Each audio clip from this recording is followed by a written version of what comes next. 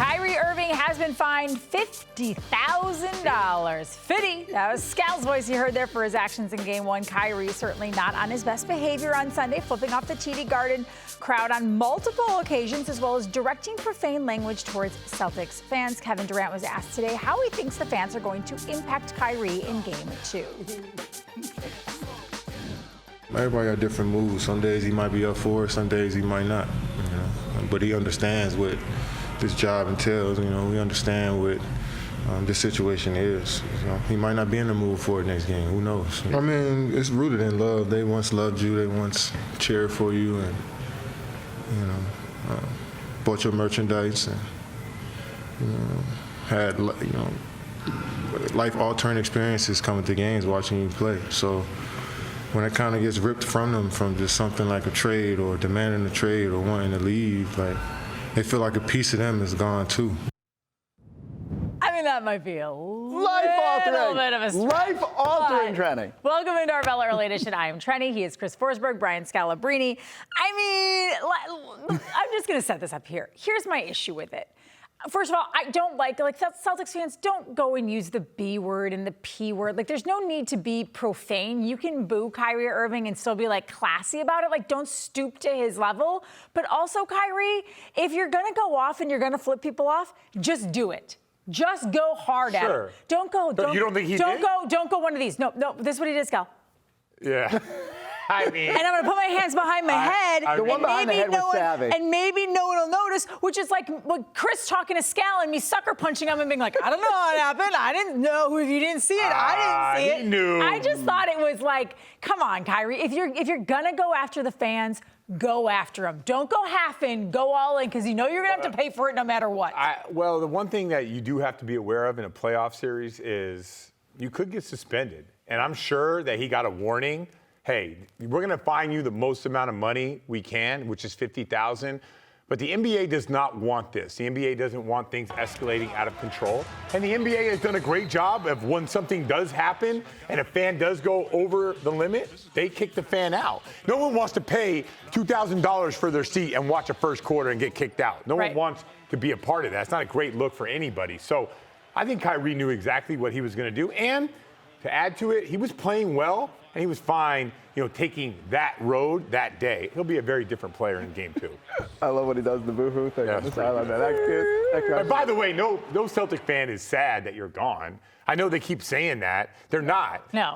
They're mad at all the things that you do. They're mad when you're here, you quit on the team. They're mad when you told us the main stage and wait till the playoffs and I'm here. And then, we exited, and you were awful. So they're mad about all that. They're not mad that you left. We're better without you. But I just think in players' minds, they're going to cope and they're going to come up with a reason to make it say they're mad at me because I left them and they really do want me. No one in Boston wants Kyrie. I think he's actually leaning into the villain role, and it took him a little while to get here and kind of just embrace it. And I think he fed off of it and he played well. It's okay.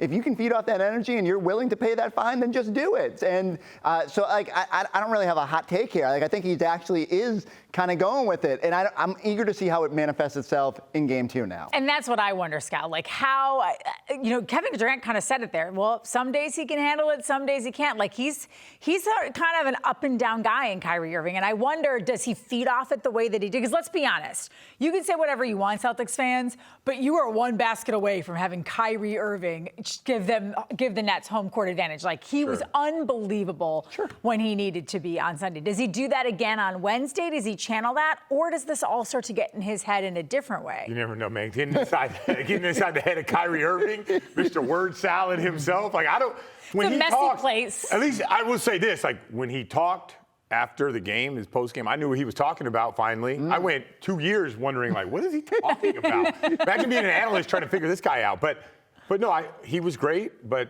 he could not be the next game, and you never know. And if you look at it, I don't know if people see through all of it. I know when the Nets beat the Celtics, he's hugging guys and sunning them. And then when the Celtics win, there's no Kyrie shaking hands or doing any of that stuff. So I don't know if those guys buy into it. Maybe they do, maybe they don't.